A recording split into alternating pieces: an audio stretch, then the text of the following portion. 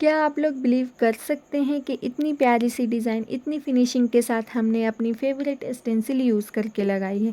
इसे लगाना बहुत ही आसान है। सबसे पहले तो हम इसे डिज़ाइन के अकॉर्डिंग कट कर लेंगे। उसके बाद ये जो वाइट शीट है उसे हम धीरे धीरे रिमूव करेंगे। ध्यान रहे कभी भी पहले ट्रांसपेरेंट वाली शीट नहीं हटानी है, और जिस तरह मैंने इसे धीरे धीरे नीचे की तरफ करके वाइट पेपर को हटाया है, सेम वैसे ही आपको भी करनी है। आप इसे बहुत ज़्यादा स्पीड में ना करें, धीरे धीरे करें, वरना डिज़ाइन जो है वो ख़राब भी हो जाएगी और टूट भी जाएगी।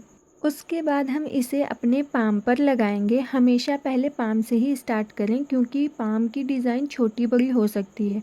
अगर हम पहले अपने हाथों पर लगाएंगे देन पाम पर लगाएंगे तो डिज़ाइन कट करनी भी पड़ सकती है। इसे अच्छे से हाथों पर स्टिक करने के बाद ट्रांसपेरेंट शीट को रिमूव करें। यही प्रोसेस हमें अपने पूरे हाथों में करनी है।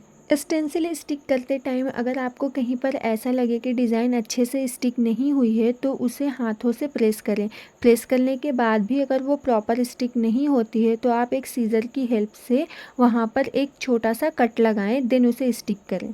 हमने यहाँ पर स्टिकर को ना 3 भागों में कट किया है, जिसकी वजह से ये अच्छे से स्टिक हो रही है। हमने ये डिज़ाइन स्पेशली आप लोगों के लिए बनाई है, क्योंकि बहुत लोगों को ना हमारी स्टेंसिल एक्सपेंसिव लग रही थी, तो हमने सोचा क्यों ना कुछ ऐसा लॉन्च किया जाए जो फुल हैंड की भी हो और रिजनेबल प्राइस में हो। इसकी कॉस्ट क्या होगी वो हम आपको एंड में रिवील करेंगे। यहाँ पर हमारी स्टिकर दोनों हाथों में अच्छे से स्टिक हो चुकी है। अब हम यहाँ पर मेहंदी अप्लाई करेंगे।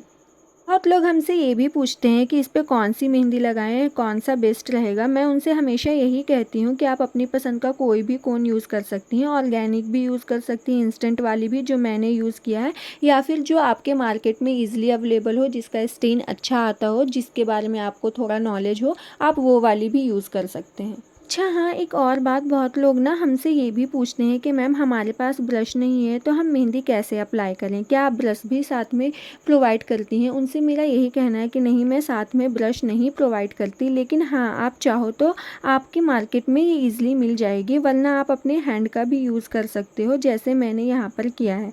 ध्यान रहे मेहंदी हमेशा इवन स्प्रेड करना है, वरना कहीं पर कम कहीं पर ज़्यादा होने की वजह से स्टेन में फ़र्क भी दिख सकता है। और मैं आप लोगों को एक बात और बताना चाहती हूँ कि हमारी स्टेंसिल ना सिर्फ हमारे पास ही मिलती है। आप लोग हमेशा कमेंट में इसका लिंक पूछते हो, जो मैं आपको नहीं दे सकती। अगर आपको ये परचेज़ करना है तो आप डायरेक्ट हमारी वेबसाइट ronak.shopify.com से ले सकते हो।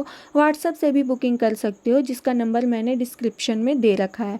यहाँ पर हमारी मेहंदी अच्छे से लग चुकी है। इसके बाद हमने 30 to 50 मिनट तक इसे ड्राई होने के लिए रखा, देन पानी से वॉश किया।